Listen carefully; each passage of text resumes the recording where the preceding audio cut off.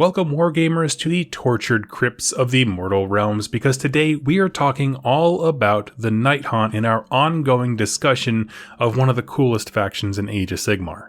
Now really quick, before I begin today, I wanted to give a shout out to a small business called Grot Skull's Workshop over on Etsy. They make these really cool gaming tokens, and they sent me a whole bunch for giving away as raffle prizes at Vault Wars, the most recent GT that I went to.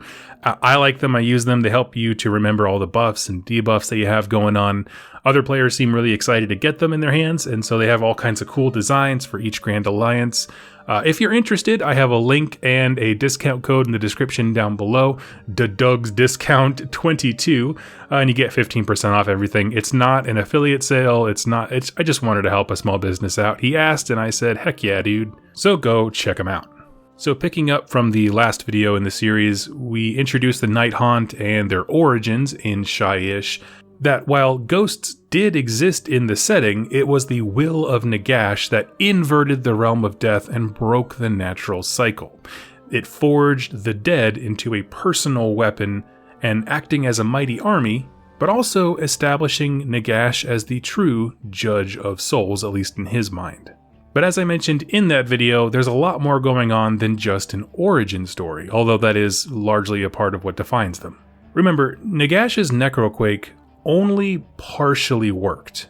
He spawned the Nighthaunt, but he didn't have full control over them. So what he needs is a way to turn this, gaggle of undead into a true army, because they have work to do, right? He just raised them, they're all over the place, and they're just kind of everywhere, but he raised them for a purpose. Now, I did an entire video about Lady Olander, who's the Mortarch of Grief, the leader of the Nighthaunt, and her husband, the Craven King, which you can find a link to that video in the description down below. And she was installed as the Mortarch specifically to lead the Nighthaunt, but essentially Lady Olander had two tasks: bring all the wandering spirits together and master warfare with them. So collecting and implementing. Now, on that first note of bringing them together, as mentioned, the Nighthaunt sprung up all over the place, and they just immediately attacked the first living things that they saw. And this was a great, thing that was captured in Soul Wars when random ghosts just started popping up from graveyards and they couldn't figure out what was happening.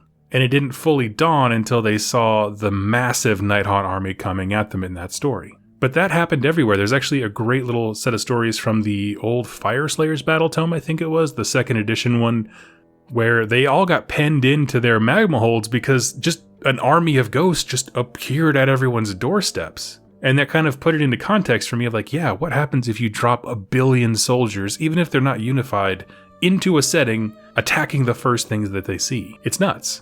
But to aid in bringing them together, one thing you might notice on a lot of Nighthaunt models, you'll see a lot of candles and lanterns and other sources of light, and these are essentially beacons to the undead to bring the spirits to themselves.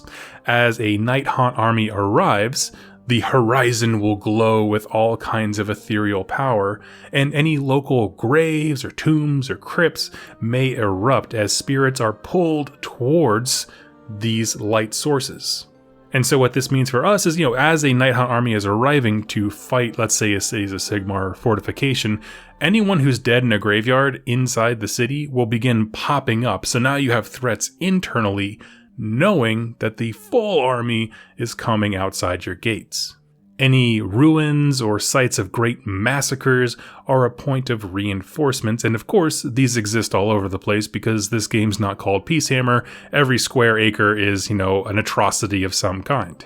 How do you think, we get all those skulls on the bases? And so to organize her forces for war, Lady Olander formed the first Processions, and Processions is going to be an important word throughout this entire week because it's essentially their term for a Nighthaunt army or force. Kind of like a funeral procession is sort of a play on that. But a procession can be made of thousands and thousands of Nighthaunt and typically share some of the more similar peculiarities into how they fight. They're often led by a Knight of Shrouds, but the leader units in the army all retain some level of personal thought and independence, so they can design special forces to accomplish specific tasks if need be. And in my next video, we're going to go over the 4 processions that the Battle Tome gives us, and you'll see that some of them are designed to fulfill very specific roles. Of course, Lady Olander as the Mortarch of Grief can command any procession that she wants, so if you like that model, just grab her. And so in this way, she organized armies complete with war plans, leadership, and points of reinforcement along the path. Lady Olander is a true warlord if there ever was one. Because you divide the forces, you give them a command structure, so Knight of Shrouds, Banshee, all the different leader units, hero units I should say, and then you chart them a course. Hey, go attack this hold, and hey, along the way, here's a few notable points of battle and massacre sites so you can build your army up as it goes and kind of make a snowball. That is what it looks like to turn a horde into an army. But let's talk about how they are used once they arrive at a target. Because how the army fights, to me, is just as, if not more interesting, as to how it's formed. The Nighthaunt, I think more so than any other faction, maybe barring the Cruel Boys, use fear and terror tactics to the extreme. Like, I think they're probably tied in that regard, but in terms of just pure dread, I think the Nighthaunts kind of inch out a bit. And the only thing that can stop them is a deep conviction or willpower. So this is the example I want to give. There's some notable story bits from Soul Wars, but essentially, let's say we have 2 soldiers with shields, okay? One of them, it gets super scared. The Nighthaunt comes at him and pierces straight through the shield because they're ethereal, they can go through stuff, and stabs the guy in the heart. The second dude says a huge, verbose prayer to Sigmar, and his faith is emboldened. He has strong willpower and character. When that same Nighthaunt hits his shield, it'll bounce off. And this is also how swords and stuff like that work. If you have conviction and willpower to push back that fear, you can fight a spirit. And so, knowing that that's their weakness, it is most effective for the Nighthaunt to sow fear and disunity into their prey, like before the main assault. And so this can include a lot of things. Sometimes Death will send in, like, mortals, because there are humans who worship Nagash. They'll send him in as false messengers ahead to tell rumors of this unstoppable Nighthaunt army, and basically sow fear and disunity from within the city, under the guise of giving a warning or a report. They could encircle the city with perpetual light, because remember, they're glowing all kinds of colors depending on what subfaction you do, and so you just never let your defenders have a night's rest because it's literally so bright. And you're just trying to wear down the defenders. That whole time, there's shrieks and wailing and other terrifying sounds, so nobody's sleeping. There's no trade coming in, so people get hungry. Whatever will demoralize, sadden, or intimidate their opponents gives them an edge, and it makes them more effective as a result. Because you're trying to break those people who have that resolute will. Let's see how resolute you are when all of your friends and stuff are dying of, starvation, dehydration, they're down because of fatigue, all these myriad of things. And keep in mind that those kinds of tactics might just be the advance action of the Nighthaunt. Because when the main army arrives, all hell breaks loose. Because this is Nagash's personal vanguard force. They move quickly, they fly over obstacles, they go through walls, they surge into towers by the hundreds, and they creep upward from underground at the exact same time. The way that it's described in Soul Wars, I love it. It's just described as this glowing tidal wave that is bent on snuffing out life, trapping souls and adding them to the army as they go. Like, the literal way it's described is like a wash of water just pouring over, but it's just spirits. And what makes them incredibly effective as a counterpoint to, say, the Ossiarch Bone Reapers is that when an area is all cleaned out and everyone's dead, they just move on. Like, they don't need to rest or resupply. The Ossiarch Bone Reapers, they can come collect some bones afterwards if they want, but they need time to build warriors because they do have a physical form. The Nighthaunt have no such issues. So when they work together, you can imagine they're pretty effective. The Nighthaunt go in, kill a bunch of people with no casualties to speak of, maybe a few ghosts banished, whatever, they're replaceable. And then the Ossiarch Bone Reapers follow up as the main, we'll call it the anvil of the faction, and collect all the bones and strengthen their army. So they work really well together, and we saw that represented in Wrath of the Everchosen, which I will wax poetically on a little bit later. A few last things I want to mention about Nighthaunt and how they go to war. I mentioned before that the conviction and willpower is enough to push back the Nighthaunt, and the book does clearly state they're magical creatures at their core. Like, they are animated by some kind of death magic, and so anti-magic measures are very effective against them.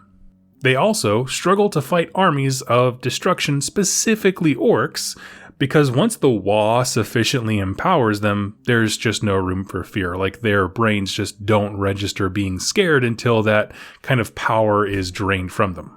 Now, that downside of, strong-willed characters being effective against you said, they are an incredible vanguard army. Like I said, and they fill that role very well, where the Soulblight Gravelords focus on the aristocracy with death, the Ossiarch Bone Reapers are Nagash's main military arm, and the Flesh Eater Courts are just kind of off doing their own thing. The Nighthaunt serve the purpose of an awesome military role, mixed largely with self-sufficient demonstrations of Nagash's power and authority. And so I want to end this video like I end all of them, simply asking, why is this cool? And the truth is, it's just all awesome. The two stories to focus on, like I said, Soul Wars by Josh Reynolds is a Black Library novel. The final battle scene is incredible when the Nighthaunt finally assault, I believe it's Glimsforge is the name of the city.